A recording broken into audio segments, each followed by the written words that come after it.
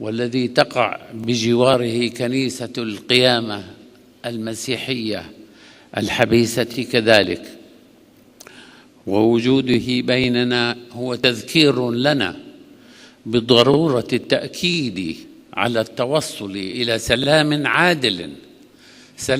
عادل منصف لنا ولغيرنا،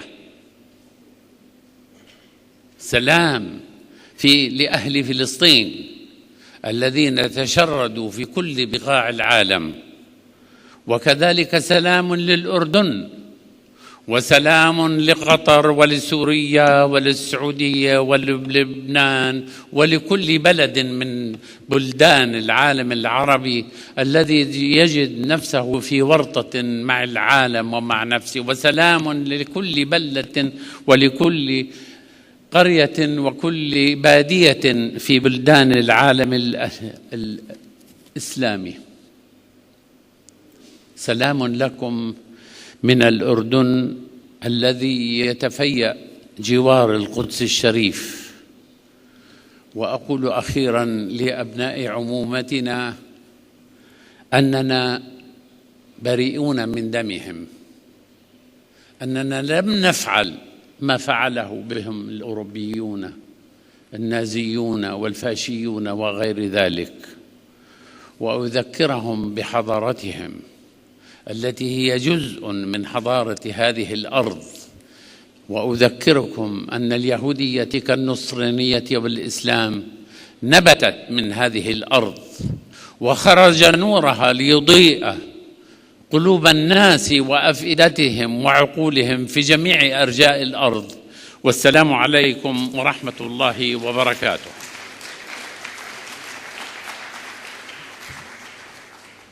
Thank you very much indeed for sharing both the insights from Jordan, but also some of your wider concerns about humanity.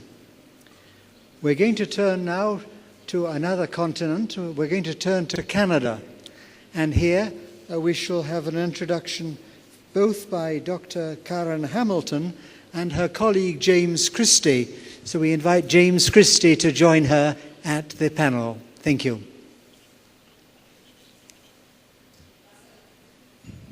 Assalamu alaikum.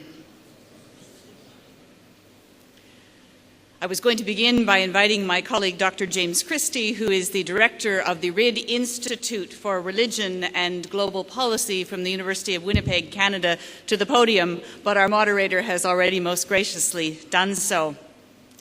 But a second place to begin is to thank all of those who have enabled this remarkable event to happen. And in that thanking, I want to include all of those who are sitting on the podium here with me, with my colleague and I, but also all who put in applications for the award. It was staggering to hear how many are engaged in this kind of interreligious peace building that the world needs so much. So to all of you and all of those, I say, shukran.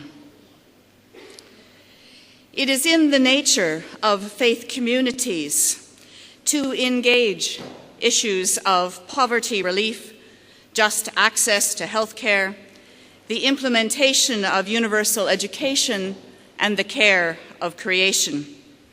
Given the global realities of governance, this has in recent decades meant engagement with the G8 and the G20 groups of nations. Since 2005, this engagement of faith communities with the G8 political leadership has taken on a new and a very particular form. In parallel to the Glen Eagles G8 Political Leaders Summit, a Religious Leaders Summit was held to bring together faith leaders who agreed upon a statement calling for substantive progress in such vital areas as the fulfillment of the Millennium Development Goals. In each subsequent year, there's been an Interfaith Leaders Summit held prior to and paralleling the G8 political summits. Through consensus, a statement has been signed on to by senior, accountable, representative faith leaders of the G8 countries and beyond, and then presented to the G8 political leadership. The 2006 Interfaith Leaders Summit was held in Moscow, the 2007 in Cologne, the 2008 in Osaka and Sapporo, the 2009 in Rome. In 2010, Canada, through the new and unique national body of the 2010 Canadian Interfaith Partnership, hosted the 6th Annual Interfaith Leaders Summit, World Religions Summit 2010, Interfaith Leaders in the G8 Nations. The partnership and the University of Winnipeg hosted the faith leaders of the G8 nations and the regions of the world. Along with the statement of the faith leaders of all the world's religious traditions, the planning for the 2010 Canadian Faith Leaders Summit included a public engagement campaign, both national and international, presenting a petition on the themes of the statement. The petition was warmly received by all levels of the Canadian parliamentarians. The work of the Canadian Interfaith Partnership was built upon and appropriately modified according to national contexts for the 2011 Interfaith Leaders Summit in Bordeaux and the 2012 iteration in Washington.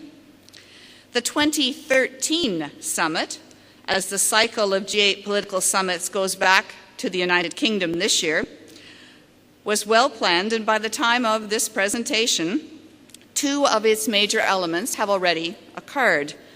These include the open letter that speaks to the challenge of the 1,000 days remaining for the fulfillment of the Millennium Development Goals. It was signed on to by more than 83 senior faith leaders of the G8 countries and printed on April 5th, 2013 in the Financial Times. The other major element of the 2013 Interfaith Leaders Summit was a Twitter campaign. The 2010 Interfaith Leaders Summit in Canada built on past work of previous summits. It added a substantial number of new practices to the process, firsts, you might call them, in terms of the best practices in interfaith dialogue, many of which subsequent summits have incorporated into their planning. This can be seen by the plans of the UK for 2013 and Germany for 2015. A discussion of best practices in interfaith dialogue must focus on the building of the Canadian Interfaith Partnership itself. As the General Secretary of the Canadian Council of Churches, I was able to bring together the 25 denominations of the Canadian Council of Churches with senior leaders from the Jewish, Muslim, Hindu, Baha'i, Buddhist, Sikh, Shinto, and Indigenous communities, and senior leaders from a wide variety of faith-based organizations such as World Vision, the RID Institute for Religion and Global Policy, and the Canadian Food Grains Bank. Such secular organizations as the Mosaic Institute contributed to all aspects of planning and strategy.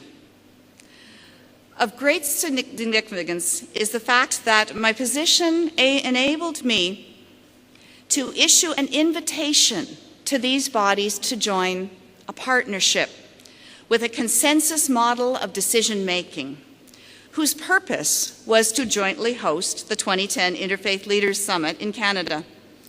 47 bodies accepted the invitation. To have a planning and hosting body so large, so diverse, so representative of both global faith traditions and the nation is a best practice, hitherto unique. The partnership continues its work by overseeing a national project bringing local and regional faith groups together with members of Parliament for the process and purpose of education and action on the Millennium Development Goals. The partnership is in the process of building an Interfaith Council for Canada.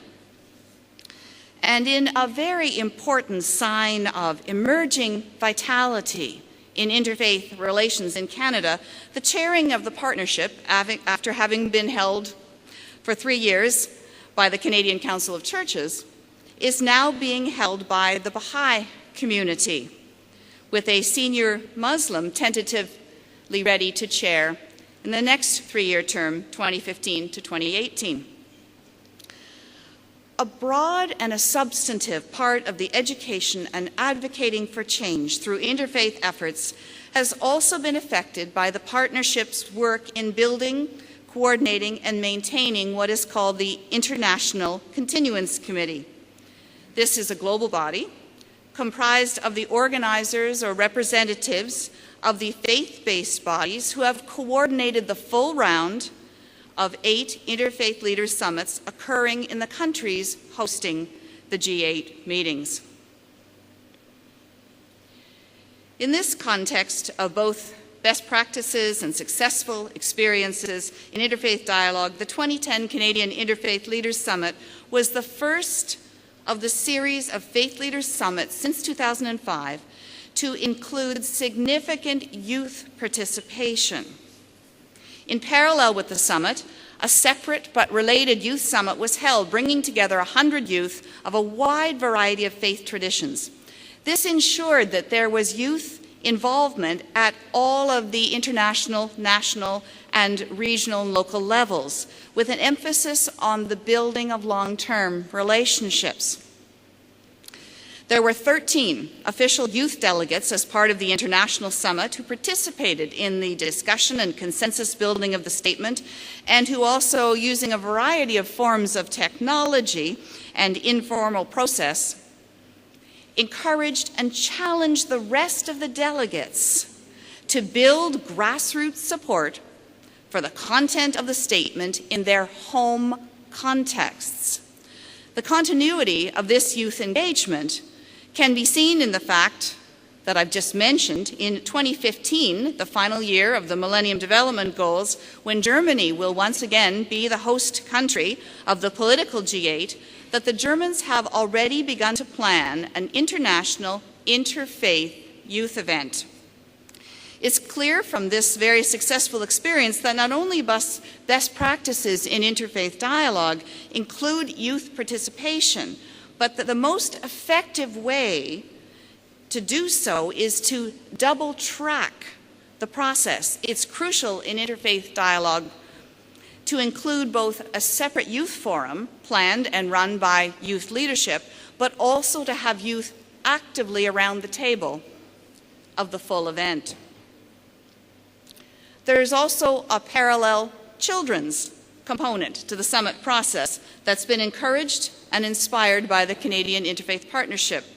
The Millennium Kids Initiative is planning a major gathering of children, with leadership given by those children born in the year 2000, the year in which the Millennium Development Goals were established by the UN. Many schools have already agreed to participate in this major gathering. In the years leading up to and subsequent to that major gathering, there have been many Millennium Development Goals events held in schools, in mosques, in temples, events including a YouTube video and a song that's downloadable from the internet, whose proceeds go to working to bring to fulfillment the Millennium Development Goals. Understanding, as we do so, the current context of communications and technology, and very important in any conversation of best practices in interfaith dialogue, the Canadian Interfaith Partnership naturally created a website. The website faithchallengeg8.com not only detailed the summit itself, but also collected for the first time anywhere in the globe all of the statements of all of the summits since 2005. The website was both a preface to and an important organizing tool of the 2010 Interfaith Leaders Summit. The Canadian Interfaith Partnership also employed numerous other technological methodologies in the hosting of its summit for the dual purpose of enhancing the visibility of such a unique interfaith gathering and to continue to build a culture of peace, coexistence, and mutual respect amongst the whole of humanity. The summit was live streamed, the keynote speeches recorded, archived on the faithchallengeg8.com website, and social media was engaged. More traditional forms of media were also, of course, utilized: press releases, radio, television interviews, to the extent that the global delegates at the 2010 Interfaith Leaders Summit, particularly those from Africa, could not accommodate the volume of requests for interviews from the media. Best practices in communications in terms of interfaith dialogue will, of course, vary depending on the nature of the event, but for a public gathering and process, a wide variety of technical and communications methodologies, including social media, need to be engaged. It's through Facebook and Twitter that the next generations of interfaith dialogue leadership may be found, and surely building to such a next generation is the best possible practice in interfaith dialogue. The Canadian Interfaith Partnership, in the planning of its 2010 summit, has made a substantive move forward in advocating for change through interfaith efforts in Canada. It did so by creating the opportunity for representatives of the faith traditions and faith-based organizations to build a significant relationship with the G8, G20 office ahead of the political summits. The chair of the Interfaith Partnership was in conversation with the G8 political Sherpa in Canada since 2007. The faith communities of Canada and the world were challenged back by the Canadian Sherpa of the G8, G20 office to communicate their work well ahead of time if they truly intended that their voices and messages would be heard by the political leadership of the globe.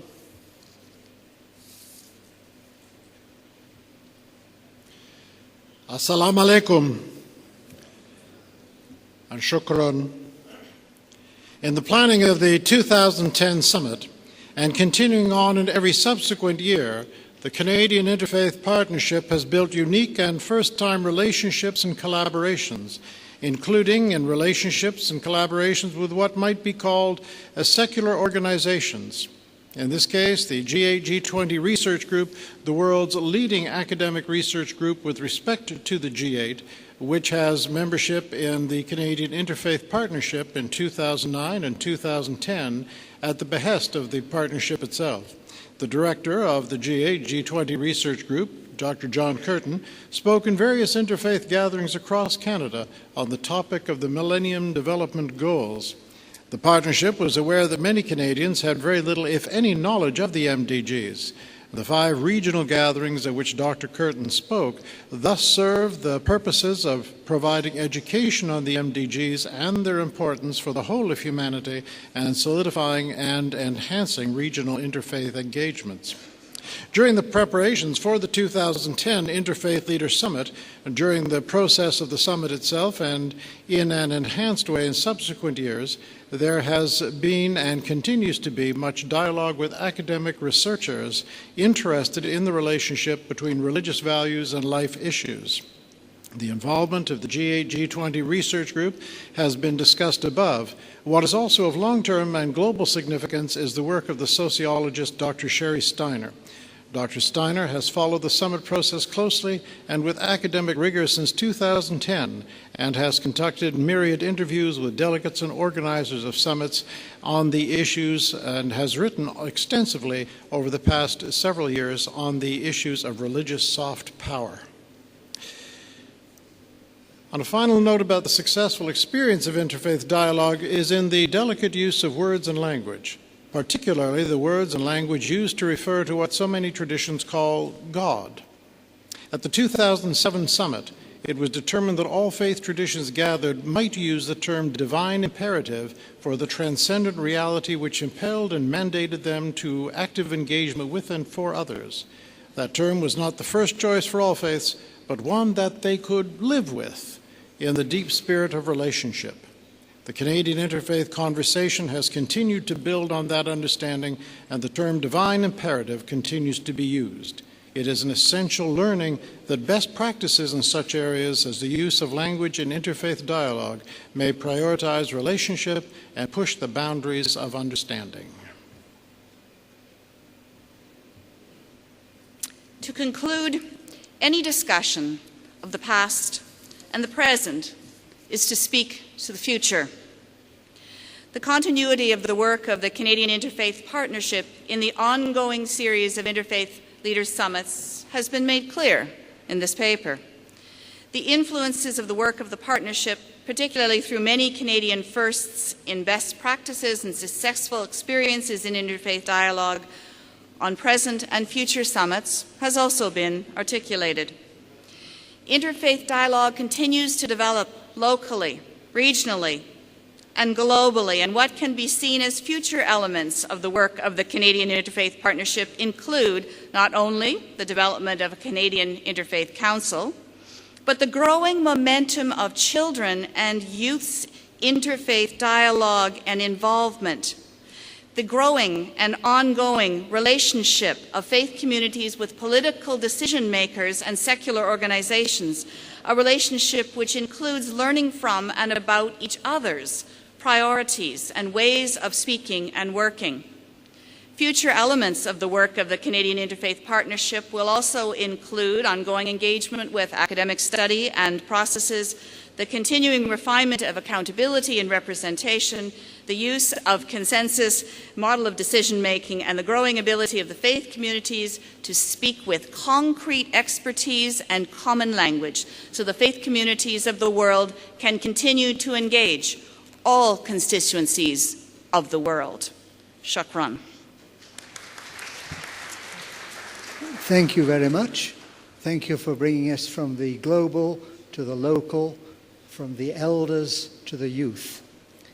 We're now going to turn to the three remaining speakers. I shall ask each of them to try to be within the 15 minutes suggested. And first of all, it'll be Mr. Nevzat Savaş from Istanbul, who will accept the prize on behalf of Fethullah Gülen. Please.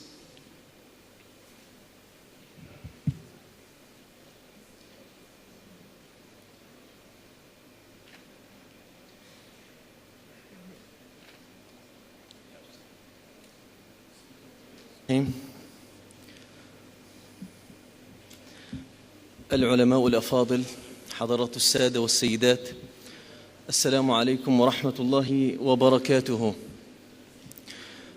أولا باسم الأستاذ فتح الله جلن الذي لم يتمكن من الحضور إلى هذا الحفل الطيب بسبب مشاكل صحية يعاني منها منذ سنوات، أتقدم بالشكر الجزيل إليكم إلى هذا التكريم الطيب في هذه المناسبة الرائعة. أنا فقط في هذه العجالة سأحاول أن أقدم رؤية الأستاذ فتح الله جلن إلى مسألة الحوار وأشير إلى بعض التطبيقات العملية. الأستاذ فتح الله جلن هو شخصية ملهمة في بداية الأمر، هو عالم مفكر فيلسوف. فكرته الأساسية تقوم على بناء الإنسان، لأن أي إصلاح اقتصادي سياسي تربوي ثقافي لا يمكن أن يتم إلا إذا استطعنا أن نبني العنصر الأساسي في كل بناء وتغيير، أي من دون أن نبني الإنسان. لذلك الأرضية التي انطلق منها الأستاذ فتح الله جلن لنشر وتأسيس ثقافة الحوار والتعايش هي القاعدة التربوية، الأرضية التربوية. نشاط الأستاذ فتح الله جلن بدأ عمليا مؤسسيا في بداية السبعينات في تركيا من خلال تأسيس بيوتات للطلبة، أو بالأصح من خلال تشجيع من آمن بفكرة ضرورة بناء الإنسان من خلال تشجيعهم على تأسيس بيوت للطلبة، بعد ذلك بيوت للمساكن الطلابية، بعد ذلك جاءت مع الثمانينات تشجيعه على تأسيس مدارس خاصة. كانت الفكرة الأساسية في تأسيس هذه المدارس هي أن لنا الآن 3 أعداء ينبغي أن نحاربها لكي نحقق النقلة التي نرجوها. العدو الأول هو الجهل، العدو الثاني هو الفقر، العدو الثالث هو الفرقة. وينبغي أن ننطلق في مشاريع عملية واقعية لكي تقضي على هذه الأعداء ال3. ومن ثم مشروع الأستاذ فتح الله جولان هو مشروع مدارس أولا ومعذرة على عربيتي لأنني من تركيا قد أتعثر في اللغة العربية فأستسمحكم لذلك معذرة. لكن الآن حاليا يوجد في تركيا مدارس راقية جدا تنسب إلى الأستاذ فتح الله جولان، والأستاذ فتح الله جولان ينفي ذلك نفيا باتا، لأنه يقول أنا لست مؤسس هذه المدارس، إنما أنا فقط شجعت على ضرورة بناء الإنسان، والناس انطلقوا في تأسيس هذه المدارس. والأستاذ فتح الله جولان ملهم فقط في كل هذه المشاريع.